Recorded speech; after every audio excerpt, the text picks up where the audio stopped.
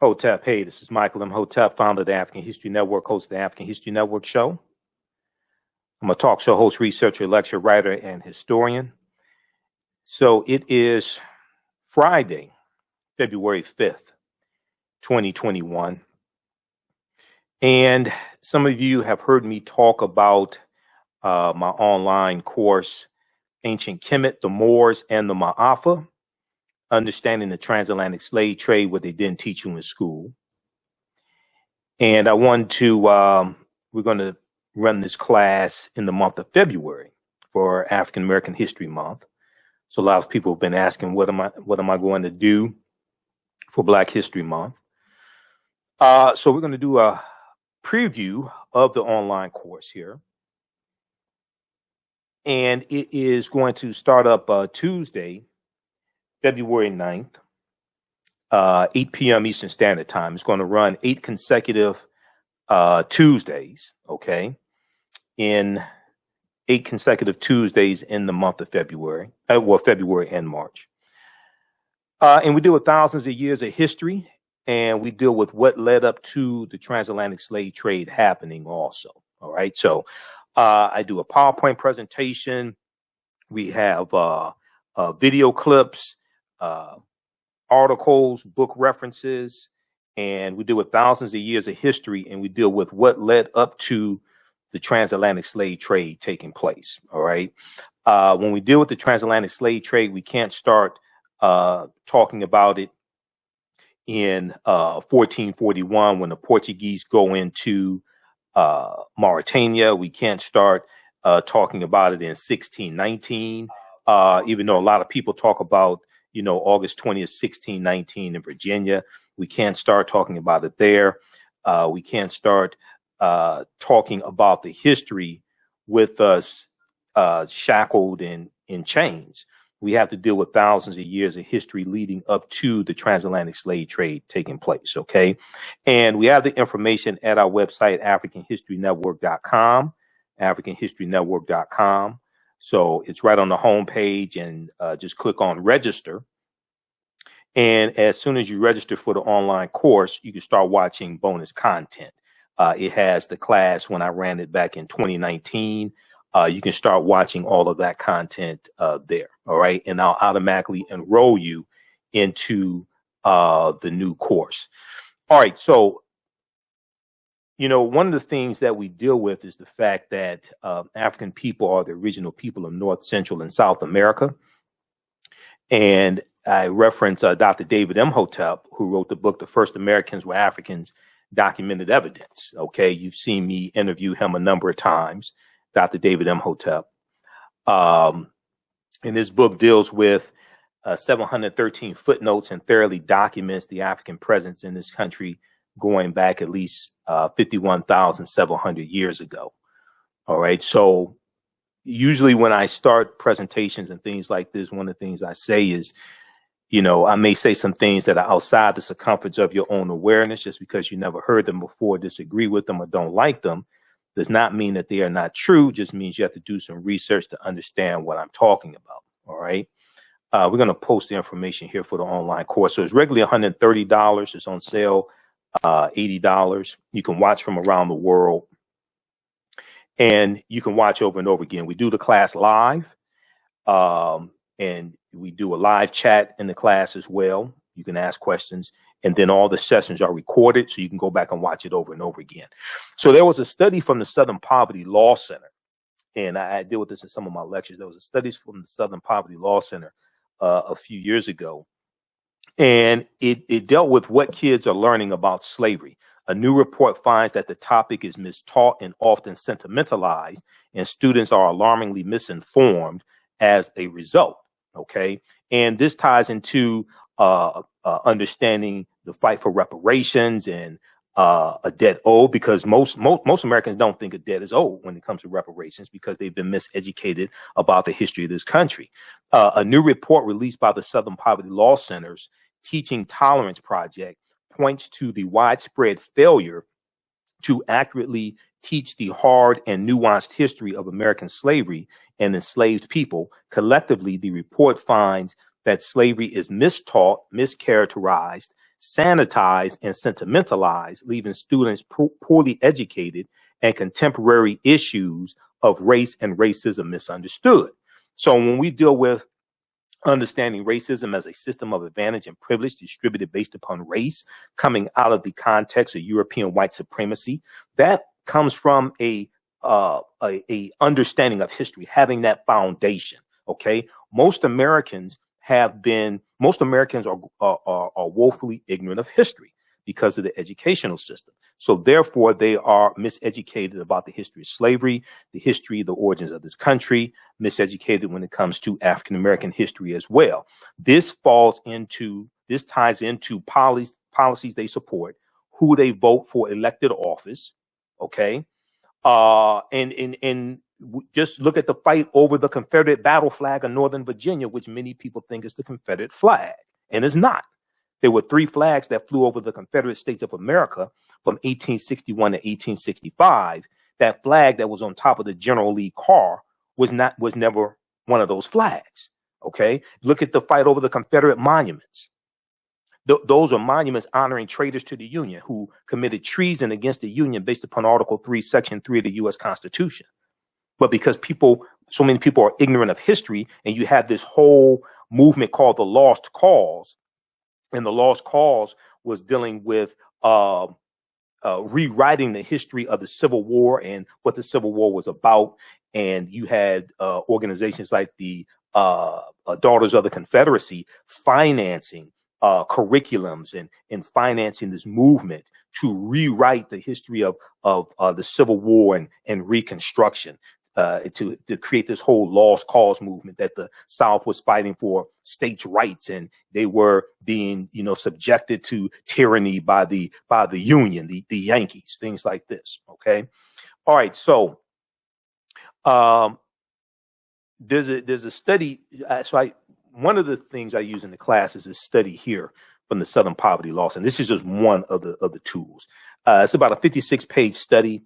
Thoroughly documents how the history of slavery has been incorrectly taught in the American schools, and it makes recommendations on how to better teach the history of slavery as well. That's just one of the sources that I use. Okay, let's continue here.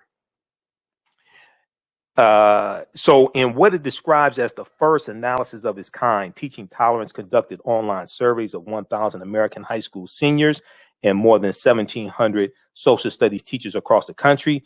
The group also reviewed 10 commonly used U.S. history books and examined 15 sets of state standards to assess what students know, what educators teach, what publishers include in textbooks, and what standards require vis-a-vis slavery.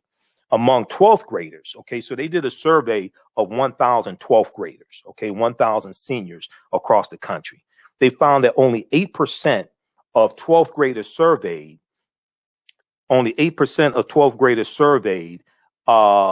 could identify slavery as the cause or the central cause of the Civil War. Only 8% of high school seniors surveyed. Fewer than 1/3 of high school seniors, only 32%, correctly named the 13th Amendment as the formal end of U.S. slavery. It took a constitutional amendment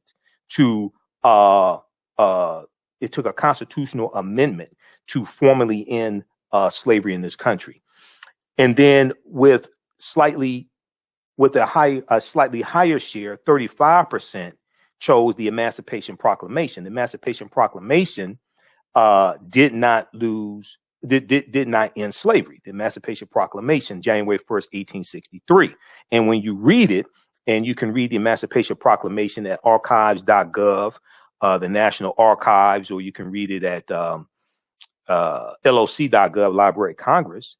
It tells you basically the slaves in the territories of rebellion, or the states in rebellion, the states in the Confederacy, are free, but those that are in the border states, Missouri, Kentucky, Delaware, things like that, they're still slaves. Those territories and states that stayed loyal to the Union were allowed to keep their slaves for a period of time. Okay, that's not what ended slavery. But do you have people who have these misconceptions? All right. So let's continue here. So we have this one here. Now, there was a good article from the Atlantic.com, What Kids Are Really Learning About Slavery. This is from 2018, and this is when this study came out, February 2018, into January, early February. And this article deals with that study from the Southern Poverty Law Center.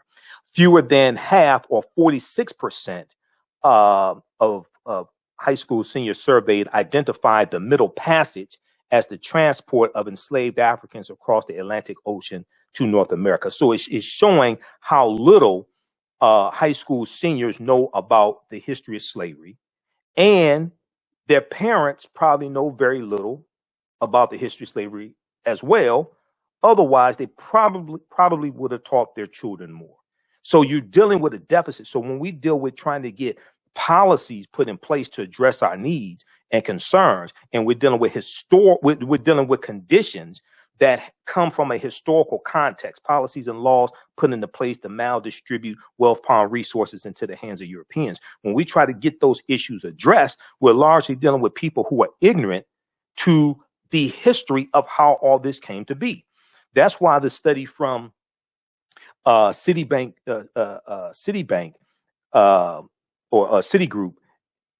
in September of 2020 that dealt with how the U.S. has lost $16 trillion in 20 years because of racism. Okay, $16 trillion in 20 years because of racism. That's why it's so important, because it ties into, it's looking from the year 2000 to 2020, but it's tying into redlining, racism, discrimination, different things like this that have a historical foundation. Okay. There was an article from CBS.com that breaks this down. I did a whole presentation dealing with this. We air that here on the African History Network. I'm going to flip over to this article here. And this really ties the history into what we see today. Okay. This is from CBS.com, CBSnews.com, I should say. Racism has cost the U.S. 16 trillion, Citigroup fines. This is from September 23rd, 2020. And one of the things they talk about is America could have been $16 trillion richer if not for inequities in education, housing, wages, and business investment between African American and white Americans over the past 20 years, new research concludes. Citigroup arrived at this. So this is the latest of a body of research that attempts to quantify the economic impact of systemic racism. All right. We're seeing the results of history. We're seeing those results manifest in the racial wealth gap. Citigroup arrived at its $16 trillion figure after estimating that African American workers have lost $113 billion in potential wages over the past 2 decades because they could not get a college degree. The housing market lost $218 billion in sales because African American applicants could not get home loans. About $13 trillion in business revenue never flowed into the economy because African American entrepreneurs could not access bank loans. What's more, the U.S. could have $5 trillion in gross domestic product over the next 5 years if those gaps and others were closed today, the study indicated. Now, in one of the recent, to tie this into policy, in one of the recent executive orders from the Joe Biden administration, they deal with the racial wealth gap, and they cite that statistic dealing with the $5 trillion. Okay, so when I heard him talk about it, I knew exactly where it came from. It came from this study. All right. If we look at this here, for instance, if we look at this executive order, all this ties into policy.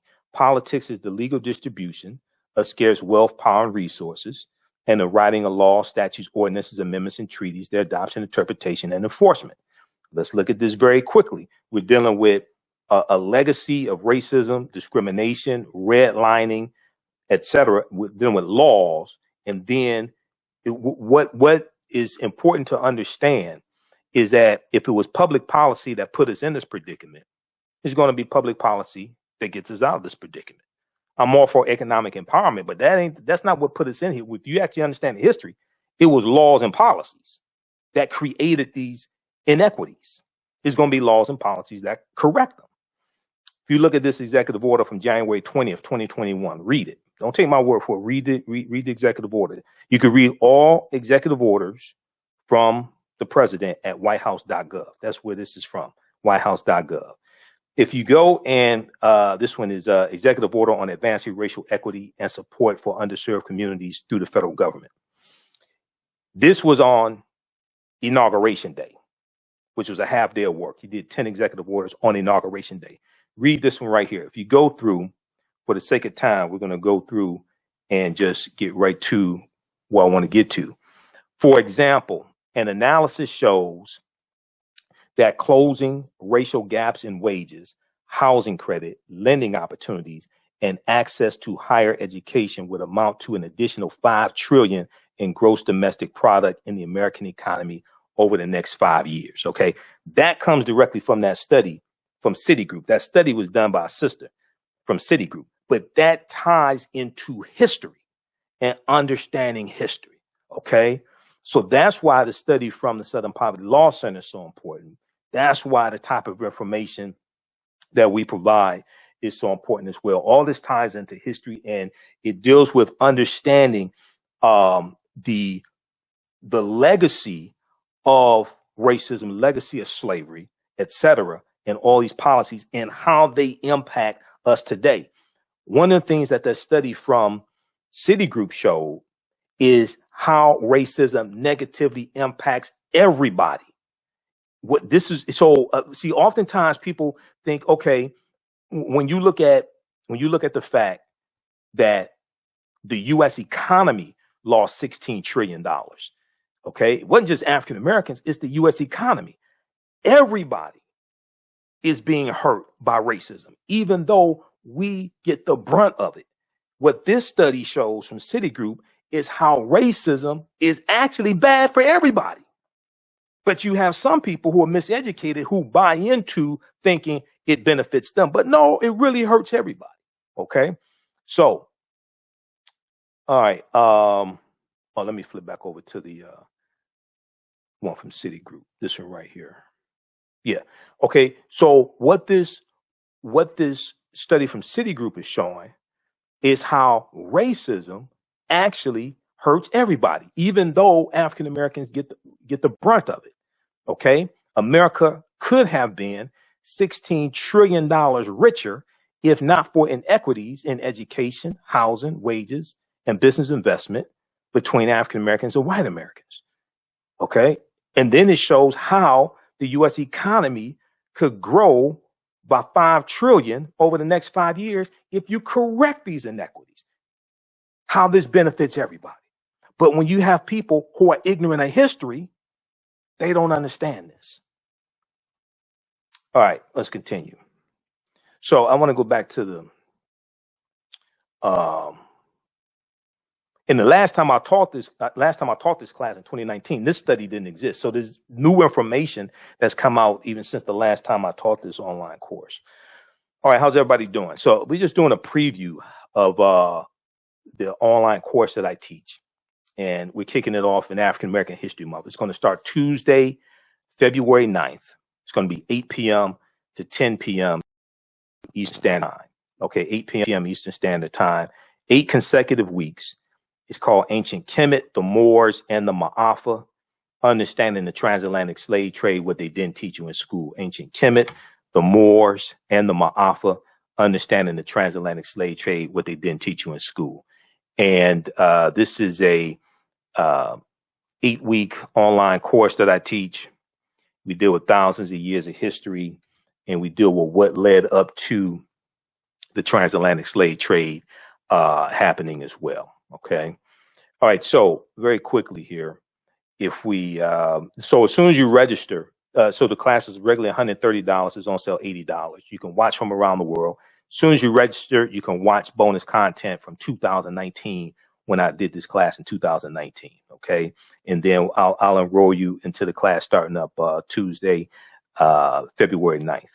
All right. So I want to show you a couple of things here. If we look at, let's see here. Let's go to, I'm going to do a brief overview of some of the things we cover in the class. So we deal with ancient Kemet, ancient Egypt, and we deal with the 800-year occupation of Europe by the Africans known as the Moors. We do what was the transatlantic slave trade? What were some of the events that led up to the transatlantic slave trade starting? What role did Christopher Columbus play? Because Columbus is central to the transatlantic slave trade spreading. It didn't start with Columbus, but Columbus and his 4 voyages starting August 3rd, 1492. Columbus helps to spread slavery and conquer new lands. And this gives new lands for Spain to grow crops, set up sugarcane plantations. And then you're going to have fights between these European nations over a lot of these new lands that are being conquered and stolen. When did Africans first come to the U.S. as slaves? Because we were here going back tens of thousands of years. So I'm going to show you some information dealing with that. Did Africans sell themselves into slavery? We deal with that complicated history. Were African people in America before the slave trade? Yes, we were. We were in this land before Native Americans even came into the existence. Now, this is not a slight against Native Americans, but no, it's true. We were. The 800-year occupation of Europe by the Africans known as the Moors, because to understand the transatlantic slave trade, you got to understand the 800-year occupation of Europe by the Africans known as the Moors and what the Moors took into Europe, the technology, the mathematics, the science, the medicine, and they're taking teachings coming from ancient Kemet, ancient Egypt into Europe. And this is going to bring Europe out of the dark ages. And then we're going to see all this lead to the transatlantic slave trade happening. And one of the things that's happening in Europe with the African Moors is that the Moors are intermixing into the European population. The Moors are intermixing into the European population. They're having sex with Europeans, and it's producing what we would call today biracial people. It's producing darker complexion people, and we're going to see the Moors changing the complexion of Europeans to various extents in different European countries, especially Spain and Portugal, because that's right above Morocco, Spain and Portugal. And they're going through Morocco largely into Spain and Portugal. We're going to see it in England and Austria. When you look at England, you look at someone like Queen Charlotte Sophia, okay, who was the wife of King George III. King George III is the king that the 13 colonies are revolting against during the American Revolutionary War of 1775 to 1783. Queen Charlotte Sophia was of African Moorish ancestry on her mother's side of the family. Okay, so you're going to see this. You're going to see this in Austria and Germany, things like this. All right, so let's see here. We deal with shocking archaeological discoveries that are causing experts to rethink everything. Because when these archaeological discoveries happen, and there have been a number that have happened since like 2017, the scientists and archaeologists, they say they have to rethink everything. They have to push timelines back. I talk about how they have to back that thing up. Remember the song about Juvenile, back that thing up. All right. They keep having to back the timelines up when new discoveries come out. Insurance companies, we talk about insurance companies that took out policies on slave ships and enslaved Africans on the plantations, Freemasonry, America and the founding fathers, origins of the term America, Africa, etc. We deal with all this in the online course and a lot more, because it's 8 weeks, 8 consecutive weeks. Let me show you something quickly here. Let's look at information. Okay, so Dr. David Imhotep wrote the book, The First Americans Were Africans, Documented Evidence. It's out of print right now. His new book should be out very soon. I have to call him again. I interviewed him October 12th, and I need to see what's going on with his book. But his book deals with 713 footnotes, and it deals with evidence from 13 different disciplines showing an African presence in the territory we call South Carolina, going back at least 51,700 years ago. They found artifacts at this campsite. Dr. Albert Goodyear, who's an archaeologist at the University of South Carolina. In 2004, he made this discovery. They found artifacts, architecture, campsites, carvings, Egyptian writings, footprints in lava, genetic M174D haploid groups dealing with DNA and genetics, linguistics, paintings, skulls, skeletons, structures, and tools. 13 different types of disciplines fairly documenting an African presence in this country going back at least 51,700 years ago. These were the Khoisan, who come from Southern Africa. And they're the ancestors to the Ainu and the Twa. They go all around the world, and they were in this land, the short-statured people. Okay, the Khoisan. So this is Dr. Albert Goodyear. This is an article from ScienceDaily.com from November 18th, 2004, called New Evidence Puts Man in North America 50,000 Years Ago. And this is a summary of the article from ScienceDaily.com. This is their summary.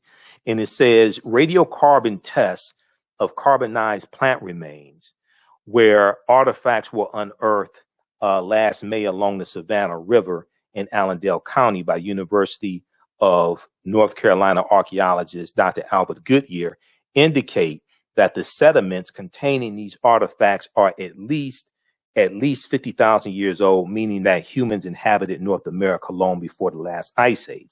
Now, this is before Native Americans came into existence. Okay, this is before Native Americans came into existence. These were the Khoisan.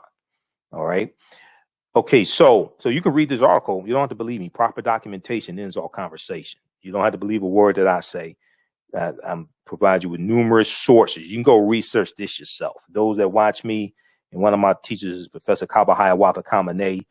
He says, you see him in the Hidden Colors documentaries. We're in a couple of documentaries together also. He says, you don't have to believe a word that I say. Go do your own research. Now, I provide you with the evidence. Proper documentation ends all conversation. All right, so we have this. We deal with archaeological discoveries like this one here. This is from the New York Times, February 15th, 2010. It talks about this is the name of the article, on Crete, new evidence of very ancient mariners. And it deals with how on the Greek island of Crete, over the course of 2 summers, archaeologists found stone tools that date back at least 130,000 years ago. Okay. But Crete has been an island for more than 5 million years, which means they had to sail there. But when you read this full article and read this information on this, it says that they thought the scientists and archaeologists, previous artifact discoveries had shown people reaching Cyprus, a few other Greek islands, and possibly Sardinia no earlier than 10,000 or 12,000 years ago. Okay, but this discovery, they have to push that back tens of thousands of years ago. They have to rethink everything. They have to back that thing up. Okay. They say that 130,000 years old, which is considered strong evidence for the earliest known seafaring in the Mediterranean, and calls for rethinking the maritime capabilities of pre-human cultures. Okay. But this wasn't pre-human. These were still Homo sapiens sapiens. You're talking about 130,000 years ago. When you go, there's a discovery in Morocco from about 2017 where they found fossils of modern man. Okay, and these were Homo sapiens, but it was modern man. They found these, and they date back between 300,000 and 350,000 years ago. There was a big discovery in Morocco about June of 2017. Okay. Every other month, these discoveries are coming out. When you look at National Geographic, you look at that National Geographic website and other websites, even Washington Post, New York Times, like in their science sections, they have these they write about these discoveries that are taking place all the time. Okay, so we deal with all different types of things like this in the class, and we do a timeline to give you a better understanding of what leads to the transatlantic slave trade happening. We deal with the Moors, and let me pull this up. We deal with the Moors, and January 2nd, 1492, when they lose control of the last stronghold in Granada. We deal with understanding what's known as Egypt of the West, and how the Nile Valley region of Africa, ancient Kemet, especially ancient Kemet, ancient Egypt, but the whole Nile Valley, how that influences this country. Okay, and you look at this, you look at the Tekken. Okay, the Washington Monument is a Tekken. We look at the origins of Freemasonry, things like this. All this deals with history. We do a chronology of history, bringing you up to the transatlantic slave trade and deal with it. So we can't start studying our history with the transatlantic slave trade. We have to understand Freemasonry is based upon the teachings that the Moors took into Europe. Okay, so like one of the sources that I use is from Tony Browder. Tony Browder is a friend of mine, brilliant historian and archaeologist. Egypt on the Potomac, pages 18 and 32. The word Mason is derived from the Latin words mass and sun. Mason means child of light and expresses the desire to pursue light, which is a metaphor for the sun, which symbolizes knowledge. The term child of light, or sons and daughters of light, was first used to identify students who had completed 42 years of study in the temples of ancient Kemet. Many Masonic temples were modeled after the temples of Kemet, places where light or knowledge was imparted in a series of steps or degrees. So when you go to college or university and you get your credentials in the form of degrees, this is where this comes from. This is where this comes from. You read Stolen Legacy by George G.M. James. He deals with this type of information in Stolen Legacy as well. All right. So if we look at very quickly here, Freemasonry. Did you know that 50 of the 56 signers of the Declaration of Independence and 13 signers of the U.S. Constitution were Freemasons? Did you know that four of the first 5 U.S. presidents were Freemasons, and there have been 14 Freemasons who have been U.S. president? If you check out page 18 of Egypt on the Potomac by Tony Browder, in his book, Egypt on the Potomac deals with how the layout of Washington, D.C. is basically a copy of ancient Egypt. And he deals with Benjamin Banneker and all this. We did the surveying for the layout of Washington, D.C. And I have Egypt on the Potomac somewhere around here, because we have Nile Valley Contributions to Civilization right here. These 2 books right here are excellent. So I use these in the class from Tony Browder, Egypt on the Potomac and Nile Valley Contributions to Civilization. Now, you don't have to buy any of the books to follow along in the class. If you want to, that's fine, but you don't have to buy any to follow along in the class. Okay. All right. So these are some of the things that we deal with. We deal with Asar, Aset, and Heru, the first Holy Trinity, who the Greeks called Osiris, Isis, and Horus. We deal with all this. This history and the Immaculate Conception, Heru born of a virgin birth on December 25th to Aset, Isis. Some of this may go outside the circumference of some people's awareness, but this deals with mythology. This ties into culture and history. This is going back thousands of years ago. But you can see that, okay, we ain't going to get deep into this, but these are just some of the things we deal with. We deal with this history, and we deal with what leads up to the transatlantic slave trade happening. All right. Lastly, we'll look at, let's see here. So that's an overview of some of the things we deal with in the class. We have to deal with Christopher Columbus. All right. And where Columbus went on his 4 voyages.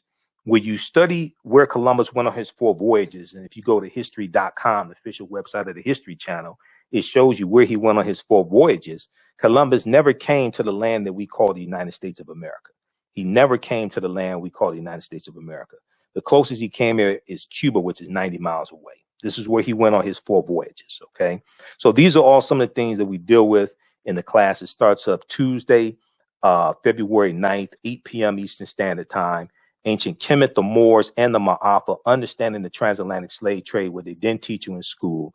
So if you go to our website, we're going to post a link here, but also you can go to our website, AfricanHistoryNetwork.com, AfricanHistoryNetwork.com, You can go to the website, and right on the home page is the we have the information right on the home page.